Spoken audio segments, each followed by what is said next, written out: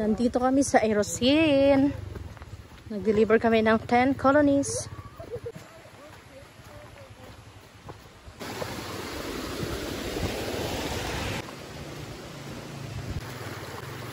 Sabi ng bibi ko?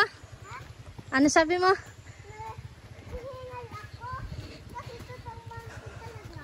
Totoong mountain na ba to? Dugay.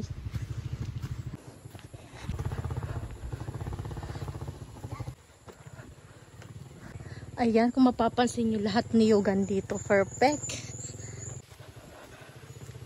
Ay, so, tatatlo ang niyog sa isang taniman. Ang ganda ng niyog, oh. Lahat ang bunga. Madami. Oh. Yan, may dala ang bata. Bibil yung dala niya. Ano? Kamusta? Ayan, hindi naubos ang energy niyan eh. 2 kilometro na nilakad namin. Hindi pa naubos ang energy ng bata na yan.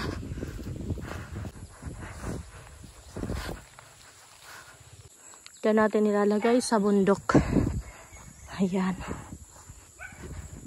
Nandito na kami.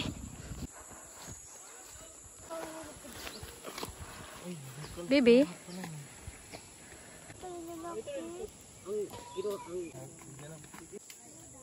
Ayan na, set up na yung stand.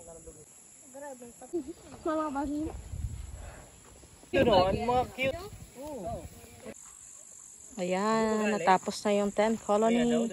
Ayan na, na-set up na namin. Okay na. Uwi na. Ibig sabihin, gari na siya si Juni. Daddy, si Juni na yan. Una kasi may ahas pala doon.